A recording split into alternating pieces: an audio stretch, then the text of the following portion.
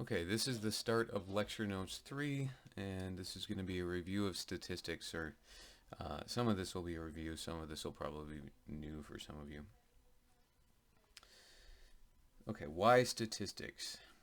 Statistics helps us approximate or estimate characteristics of the distributions of the populations of interest that we're thinking about. So in lecture notes 2, we were talking about drawing samples from a population and estimating statistics like the sample average. And we talked about the central limit theorem defining the distribution of that sample average.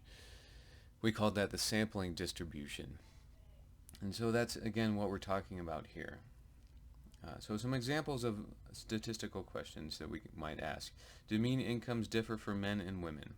If so, by how much? So we might compare, we might be looking at discrimination in the workforce for men versus women. One way to estimate things like the mean would be to go out and survey every person in the U.S., for example. That would be the population that we're looking at. If we're thinking about, do incomes differ for men and women in the U.S., then we would ideally like to know everyone's income in the U.S., but that's obviously not possible. So the key is that we estimate statistics using random samples, which we talked about in lecture notes 2. And we can take a random sample, for example, of 1,000 individuals, and then we can use this sample to generate conclusions about the population. So we could ask 1,000 people in the U.S. what their incomes are, and then we take the average of that, and then we extrapolate that to the entire population. That's essentially what the census does. So if you've ever filled out the census form or heard about the census, this is what it's doing. It's taking a random sample and extrapolating to the entire population. So properties of estimators. So far we've just talked about y bar, the sample average. But we can make this more general. An estimator is a function of sample data that is used to compute an estimate or numerical value. So y bar is just an example, but we could have an estimator for the variance instead of the mean. Suppose we have an IID random variable y that takes on the values, let me get my pen going here, that takes on these possible values, y1 through yn, with mean mu y and variance sigma squared y.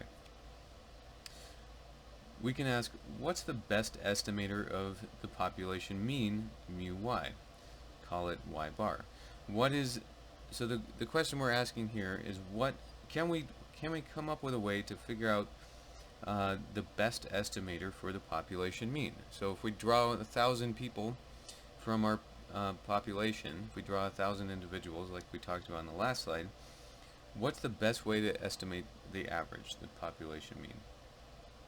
We could estimate y bar with just one observation, y1, like we did in lecture notes 2, but we found that that's not the greatest because it leads to biased estimates. We could estimate y bar by computing the average of n random draws from the population, y. So this is just the sample average. Number 2, or the bullet point 2 is just a sample average. The point is, there's many different estimators, and the question is which one is best. So let's consider some qualities of estimators. Unbiasedness. So here's the definition of unbiasedness. I'll call this little symbol hat. Mu hat y be equal to y bar be an estimator of mu y, the population mean. This is expected value of y, right? We're trying to estimate that. So the hats, whenever we put a hat on something, we're talking about an estimate. Something that's computed on a sample of data. Mu hat y is unbiased if the expected value of mu hat y is equal to the expected value of mu y. Well, we know that this thing is a constant, so this is just equal to mu y. So, in other words, the expected value of the estimator is equal to the population value, then we know it's unbiased. This says that the true mean of the estimator is equal to the mean of the random variable. Yeah, that's what we're talking about here. So if we use the estimator on the entire population, it would give us the right answer. Let's do an example. Example of unbiasedness. Consider the following two estimators for mu y. Which is unbiased? So we've got 1 and 2. In order to figure out which one's unbiased, we need to calculate the expected values of each of these estimators. So we need to figure out, is the expected value of, these are thetas, is that equal to mu y, and is this equal to mu y? So these are the questions. If these both hold, then they're both unbiased. If one is unbiased, then one of these will hold and the other will not. Okay, so estimator 1. So what we're doing is we're just taking the expected value of that estimator, we're plugging in the definition of the estimator here. So you should notice that theta hat 1 is just equal to the sample average. We just wrote it a little different. We made a big N underneath. But this is really just the sample average. Okay, so then what happens? We can take out the 1 over n. That's what we're doing here. Then we're left with expected value of the sum of yi. Then let's expand the sum. So then we get this. So expected value of y1 plus y2 through yn. Then let's distribute the expectation through, right? That's what we're doing here. And we know because it's a random variable with IID draws, each of these is equal to mu y. So then we get all these mu y. And then how many mu y's do we have? So we have to count them up. We have 1 through n. So there's n mu y's, and that's what we're doing here. And then this 1 over n and times n cancel out, so we're left with mu y. So great. Check. Expected value of theta hat 1 is equal to mu y, so unbiased. Estimator 2, slightly different. Now we have to, we're going to do the same thing, but we're going to figure out if this, and we're going to figure out if this one's unbiased. So we'll plug in the definition of theta hat 2. Okay, so we can pull the 1 over 2n out. We can pull this bit out because it's a constant. That's what we're doing on line 2. And then we're left with the expected value of the sum of 5yi plus 2. Let's distribute the expected value through, and the 1 over 2n. So we'll get 1 over 2n expected value of the sum of 5yi plus 1 over 2n expected value of the sum of 2. Okay, so then let's see, what's the first thing we can do here? So this sum right here is going to be equal to n, as will this one. So we don't have to expand the sums anymore. We know that this is just n at this point. So we can, n is a constant and 5 is a constant. We can take those out of the expected value, and that's what we're doing here. N 5 come out, and then we also know that the 2. So this is going to be n2 or 2n. Well, we can take the n out. Let's do that first. Take the n out, and then we're left with the expected value of 2. We know what the expected value 2 is going to be. 2 is a constant, so it's just going to be 2. Okay, so these ends cancel, and then we're left with 5 halves. I kept the n's in, so we have 5n over 2n. Expected value of y is just equal to mu y by definition, so that's what we have here. Expected value of 2 is just 2, so we end up with 2 over 2, and then we have 1 right there, because 2 over 2 is equal to 1. So then these ends cancel, and we have 5 halves mu y plus 1. Okay, what did we learn? Expected value of theta hat 2 does not equal mu y, so biased, not unbiased. Estimator 2 is not unbiased. Okay, so we were saying that there's two conditions that we're caring about for, well, we haven't defined the two conditions yet. The one thing we're concerned about right now for properties of estimators, we're trying to figure out what makes the best estimators. The first condition is unbiasedness. We know that to find if an estimator is unbiased, we have to take the expected value of it, check whether or not it is equal to the population mean. We found that the estimator number 1 is unbiased. Estimator 2 is not unbiased, so estimator 2 is biased. This one is definitely not the best estimator. We need another condition now, consistency. So we defined this in the previous lecture, but let's redefine it. So mu hat y is a consistent estimator of mu y if mu hat y converges in probability to mu y as n goes to infinity. In other words, when the sample size is large, the uncertainty about mu y that arises from random sampling decreases. This leads us to variance and efficiency. Let mu wiggle, I'm going to call this little thing here wiggle, be a different estimator of mu y, and suppose that mu hat y and mu wiggle y are both unbiased. Mu hat y is the more efficient estimator if the variance of mu hat y is less than the variance of mu wiggle y. So here's the key concept here. Something is efficient if it has lower variance than a different estimator. In other words, the estimator that results in the tighter estimated distribution is more efficient or more precise of an estimator. So this leads us to this definition here, blue, the best linear unbiased estimator. So here is the definition of blue. Y bar is blue if Y bar is an unbiased estimator of mu y, and Y bar is the most efficient estimator of mu y out of all the unbiased estimators of mu y. So two major things. Y bar is unbiased, and Y bar is most efficient. And of course it has to be linear. That's this part here. So how can we tell if an estimator is blue? To find out if an estimator is blue, we need to compare it to some other estimators, each of which will be some kind of weighted average of yi. So we're just talking about the average right now. Suppose we have a random variable yi with mean mu y and variance sigma squared y. Same thing we always start with.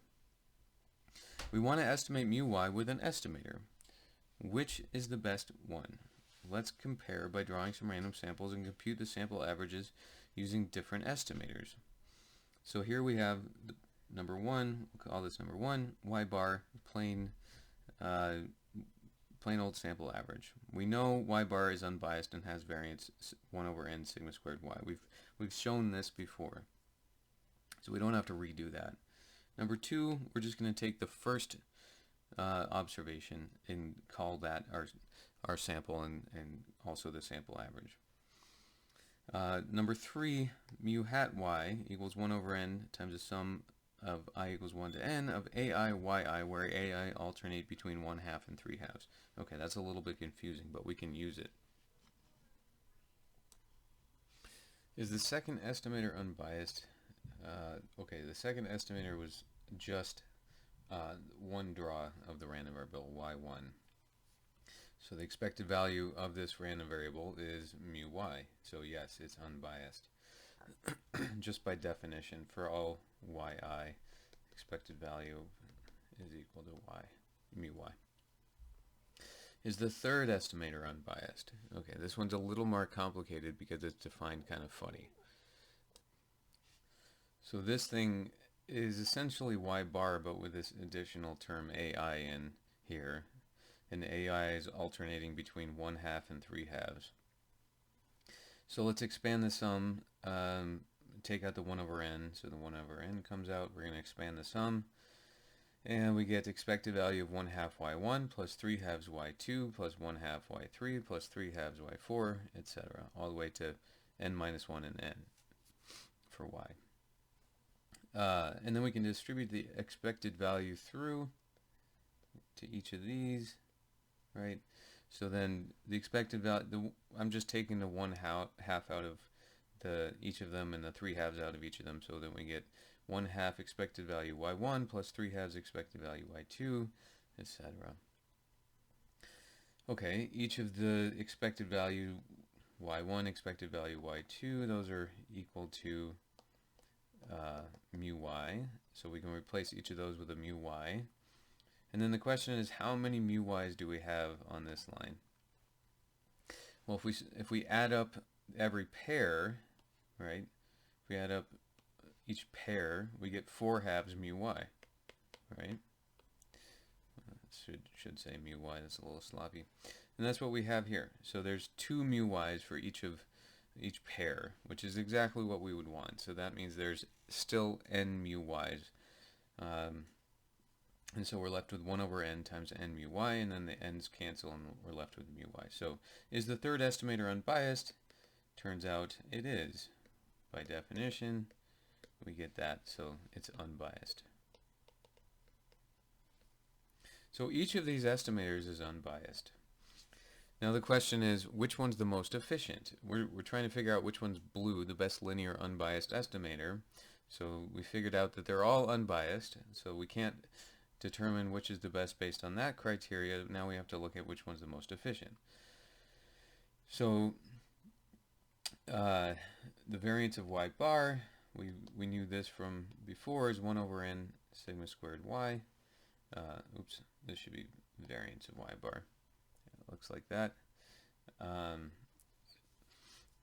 Recall the variance of yi would mean mu y and variance sigma squared, so the variance of yi is just sigma squared y, so y1 is unbiased, but the variance of y bar is less than the variance of y1, so it is less efficient. How do we know that? Well, we can compare the two. The variance of sigma squared y bar is less than the variance of sigma squared y, because, okay, we can plug in the definition here, and we can divide both sides by that, so then we get 1 over n is less than 1. For any n, any positive n, n has to be an integer value, so for anything greater than 1, the variance of variance of y bar is less than the variance of y I, one observation. What about the variance of the third estimator? This one's a little more complicated, again, because of the alternating 1/2 and 3/2. So let's just put in the definition of this thing again. So then variance of mu hat y, this is the third estimator. The variance is equal to the variance of 1 over n times these alternating 1/2 y1 plus 3/2 y2, and so forth. And then we get to, we can take out the n, 1 over n, which comes out squared because of the variance operator. And then we can distribute the variance through. Now we're distributing the variance through each of these. And so we get the variance of each individual value here. And then we can take out, from each of the variances, we can take out the 1/2 or the 3/2. But when we do that, we have to square it. So the square of 1/2 is 1/4. So that's what we're getting right here. And the square of 3/2 is 9/4, 1/4, 9/4, etc. Okay, and then for each of the y values, the variance, remember by definition, the variance of yi is equal to sigma squared y. So we can replace each of the variances of each of the variance of y's with a sigma squared y. And then we're going to add up all these sigma squared y's. And how many do we get? We get 10/4 n over 2. Why n over 2? Well, there's not n of them because we're summing each pair, right? 1/4 and 9/4. That gives us 10/4. And there's n divided by 2 of them because we're summing the pairs. And that's what we're getting here. So then if we do some cancellation, we cancel these, the n and n squared, so we get 1 over n sigma squared 5/4. So that gives us 1.25 over n sigma squared y, which is greater than 1 over n sigma squared y, which is equal to the variance of y bar. So y bar is more efficient than this mu hat y, the third estimator. So it turns out y bar is blue, at least amongst the other estimators that we chose here. So just to recap, let's go back and look at our estimators. We had 3 possible estimators: y bar, y1, which is just a single observation, and mu hat y, which is y bar with this additional AI in it. And we figured out that y bar is blue because each of these estimators is unbiased. However, y bar turns out to be the most efficient. It has the lowest variance.